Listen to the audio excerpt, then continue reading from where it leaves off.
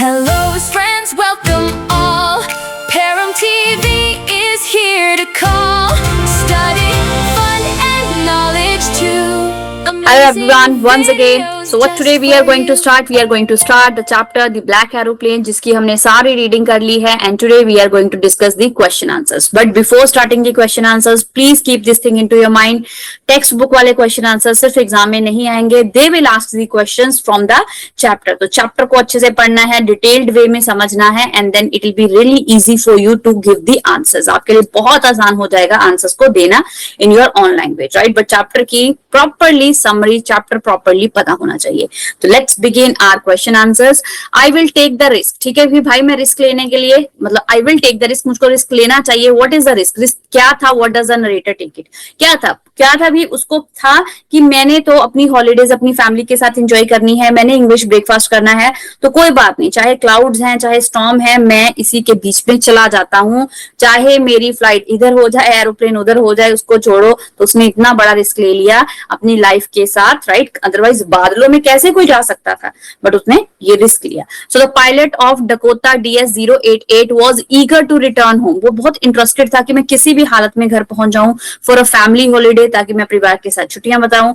However his flight encountered a severe storm, right. बल्कि उसकी flight को क्या फेस करना पड़ा? बहुत भयानक स्टॉर्म, बादल विद ऑमनियस क्लाउड, राइट. जिसको नहीं, मतलब जिसमें कुछ भी नहीं दिख सकता, बहुत ज्यादा डेंजर सिचुएशन को उसको इनकाउंटर करना पड़ा, फेस करना पड़ा. डिस्पाइट द पैरल, इतने बड़े प्रॉब्लम के बाद, इतनी भयंकर इश्यू के बाद, he was determined not to miss the chance. But उसने दिमाग में धारा हुआ था कि मुझे चांस को मिस नहीं करना है. कौन सा चांस? कि भाई मैं अपनी फैमिली से मिलूं, इंग्लिश ब्रेकफास्ट करूं अपने लव्ड वंस के साथ. To enjoy a traditional English breakfast with his loved ones, ताकि मैं अपने लव्ड वंस के साथ इंग्लिश खाना खा सकूं. Consequently he made the risky choice. तो भाई अगर सोचा जाए तो उसने एक बहुत गलत डिसीजन लिया, because it was a risky choice to fly directly into the storm despite the poor visibility. अच्छी तरह दिख भी नहीं रहा था उधर क्या है, फ्यूल भी कम था, कंपास भी नहीं चल रहा था, रेडियो भी नहीं चल रहा था. So it was such a risky decision he has taken. उसने लिया था. किसने? Narrator.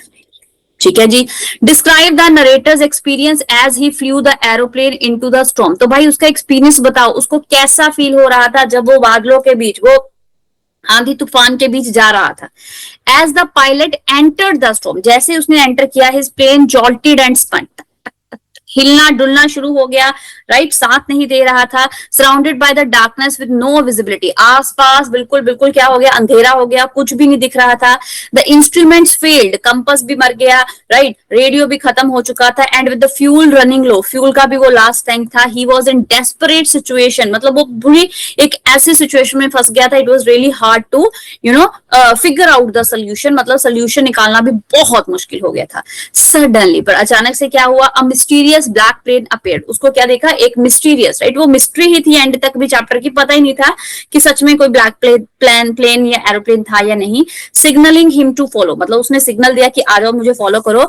With no other options he trialled the plane through the storm. तो उसके पास कोई और ऑप्शन तो था नहीं, सब कुछ तो खत्म हो चुका था. तो भाई वो एक ओबीडियंट बच्चे की तरह उसके पीछे पीछे पीछे पीछे चलने लगा. And safely landed on a runway guided by the enigmatic aircraft, right. तो उसको जो इस एयरक्राफ्ट ने उसको साथ दिया था, तो वो उसको एक अच्छे बच्चे की तरह फॉलो करता रहा, और इससे वो अच्छे तरीके से लैंड हो गया रनवे पे. So this was the entire experience. Initially सब कुछ खराब हो गया था, बट एक मिस्टीरियस एरोप्लेन ने उसका साथ दे दिया. ठीक है जी. Why does the narrator say I landed and was not sorry to walk away from the old Dakota. ठीक है, तो उसने ये लाइन क्यों कही थी? ठीक है, तो हम इसको पढ़ते हैं. ये लाइन हमने चैप्टर में भी पढ़ी थी. After safely landed through the storm. ठीक है जी, उसने लैंड कर लिया था. कैसे किया था? क्योंकि उसका दूसरे एरोप्लेन ने हेल्प की थी. The pilot felt immense relief. अब पायलट को लगा thank God and gratitude towards the mysterious plane black planes pilot. अब ग्रेटिट्यूड मतलब उसको थैंक यू बोलना था. किसको उसने बोलना था थैंक यू? जो ब्लैक एरोप्लेन ने उसका साथ दिया था और उसके पायलट को. Though he wanted to express his thank, he realized he couldn't properly convey his appreciation to unknown guide, right. तो क्या उसको लगा था कि भाई मुझे तो उसको थैंक यू बोलना चाहिए था, जिस अननोन गाइड ने मेरी हेल्प करी है, मैं तो उसको अप्रिशिएट भी नहीं कर पाया, उसको थैंक यू भी नहीं बोल पाया, उसको अच्छे अच्छे वर्ड्स भी नहीं बोल पाया. क्यों? क्योंकि बल्कि वो अपने ओल्ड डकोटा को लैंड करने में बिजी हो गया. ठीक है, उसके बाद जब तक वो गया थैंक यू के लिए, वो ब्लैक एरोप्लेन, वो पायलट, सब कुछ मिस्ट्री हो चुका था. So that's the reason he used this line. What made the women in the control center look at the narrator strangely? तो अब क्या हुआ था, अब पायलट क्या गया था कंट्रोल रूम में और उसने उस लेडी से पूछा था, ठीक है, जो मैम सामने बैठी थी, कि वो ब्लैक एरोप्लेन कहाँ है, उसके पायलट को मुझे थैंक यू बोलना है। तो वो स्ट्रेंजली देख रही थी, क्यों भाई, क्योंकि कोई ब्लैक एरोप्लेन था ही नहीं। The women at the control centre was puzzled, ठीक है, वो पजल थी। किसकी बात हो रही है, when the narrator described the mysterious black plane that helped him.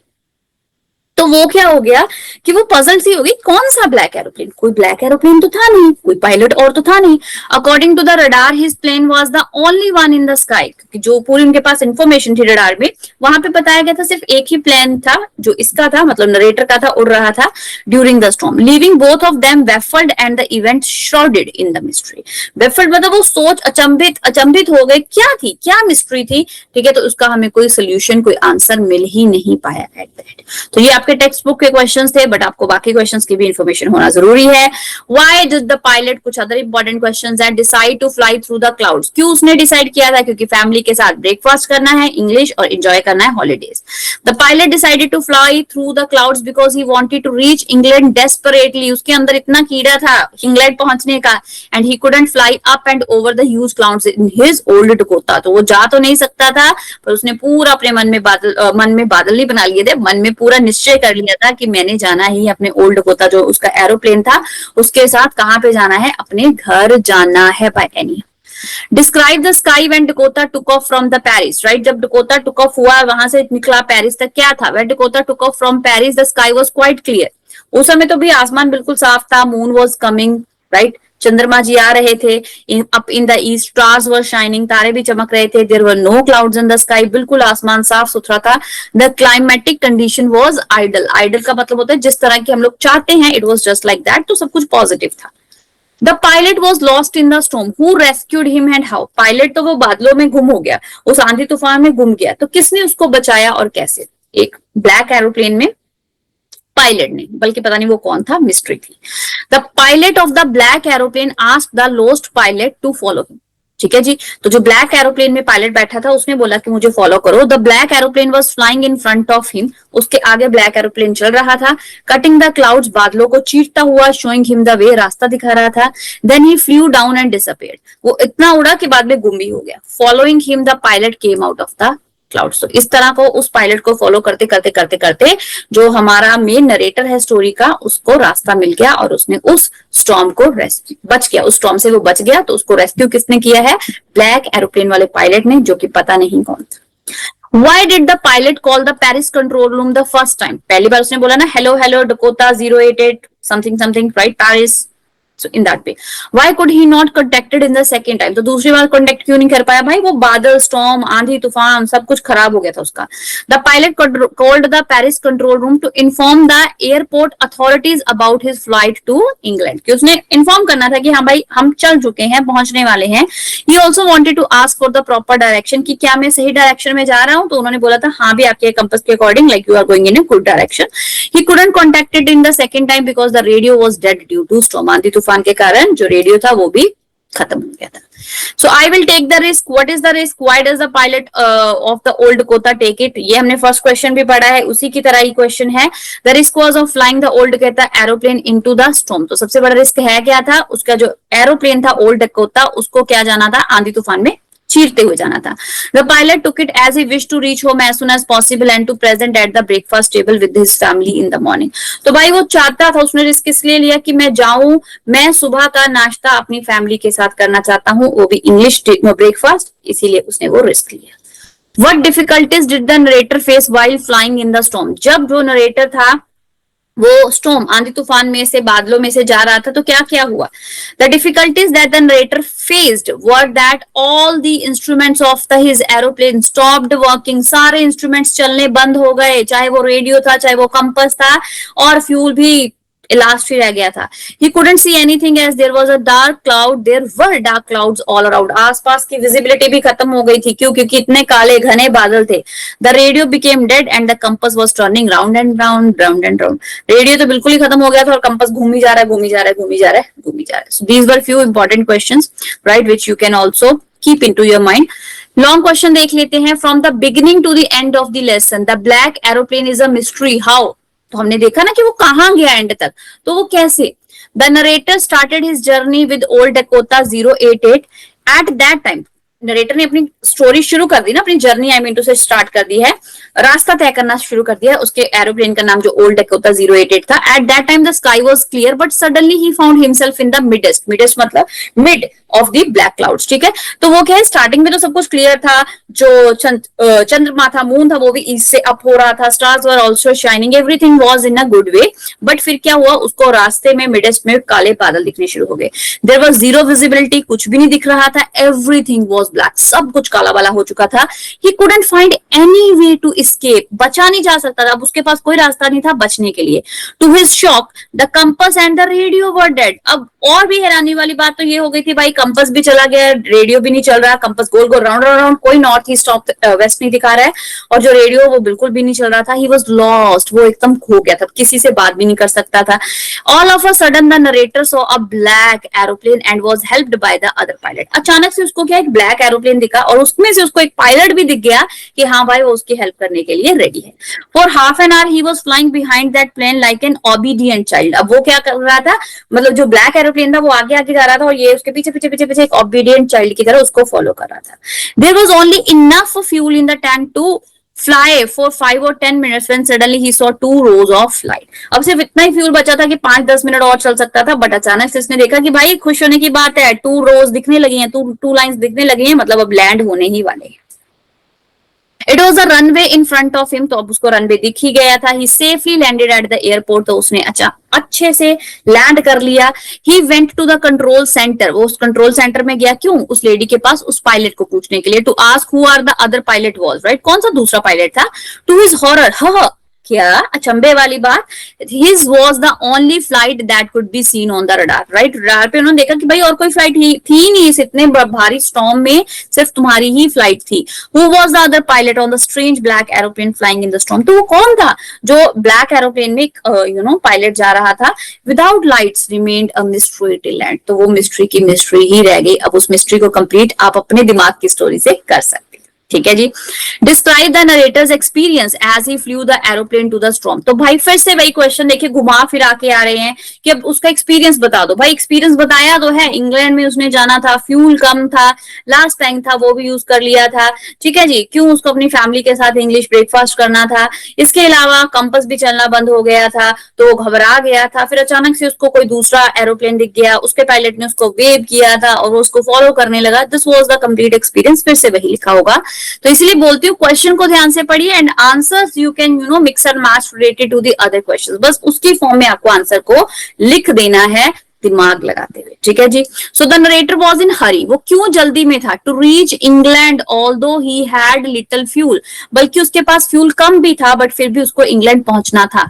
He felt homesick, अब होमसिक क्या होता है, जिसको घर की याद आती है, आइसोलेशन होता है ना, अकेला हो जाना, and missed his home, so he took the risk to fly on low fuel, तो उसने रिस्क भी ले लिया, क्लाउड्स के बीच में, स्टॉर्म्स के बीच में, लो फ्यूल भी था, तब भी उसको घर जाना था। Suddenly he lost contact with Paris due to the cloudy storm, तो अब वो कॉल करके भी उनसे बात नहीं, मतलब रेडियो पे जो बात कर सकता था पेरिस कंट्रोल रूम में, उसमें भी उसकी बात नहीं हो रही थी। Inside the clouds everything was suddenly black, सब कुछ काला काला हो चुका था, विजिबिलिटी भी जीरो हो गई थी। It was impossible for him to see anything outside the aeroplane, तो उसके एरोप्लेन के बाहर भी कुछ दिखाई नहीं दे रहा था। His plane jumped and twisted in the air, अब उसका जो जहाज था हवा में टिप टिप टिप टिप टिप पुसियां मार रहा था, ठीक है जी, जंप कर रहा था, मतलब अच्छे से एक सीक्वेंस में नहीं जा रहा था।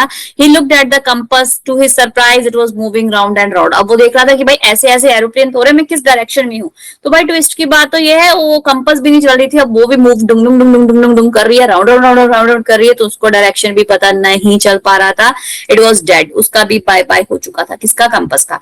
All the other instruments were dead, बाकी रेडियो वगैरह भी जा चुके थे। He tried the radio but in when, मतलब वो भी व्यर्थ था, क्योंकि रेडियो से भी कंट्रोल रूम में बात नहीं हो पा रही थी। He was lost in the storm, वो बिल्कुल गुम हो गया था उस आंधी तूफान में।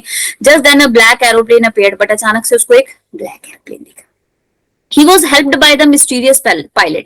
तो उसकी हेल्प किसने करी? एक मिस्टीरियस पायलट ने. कौन था, कैसा था, कुछ भी नहीं पता है. And was able to land safely. तो उस समय उसकी हेल्प से उसने सेफली लैंड कर लिया. The other aeroplane had no lights on its wings. तो जो दूसरा ब्लैक एरोप्लेन था जिसने मदद करी, उसके विंग्स के ऊपर कोई लाइट भी नहीं थी. The narrator could see it flying next to him. पर फिर भी नरेटर, ठीक है, जिसकी ये स्टोरी बता रहे हैं डकोटा 088 वाले की, वो देख सकता था आपने उस ब्लैक एरोप्लेन को अपने आगे. He could see others pilot face. उसको दूसरे पायलट का फेस भी दिख रहा था.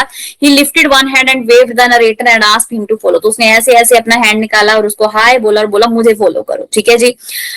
Narrator fuel was getting over. Narrator के पास जो फ्यूल था उसके एरोप्लेन के लिए वो भी खत्म हो रहा था. But the other pilot guided him down and made him his safe landing. But other pilot ने उसको बहुत अच्छे से गाइड किया और उसने अच्छे से सेफली लैंड कर लिया. After that the pilot and the aeroplane both disappeared. दोनों डिसअपियर्ड हो गए.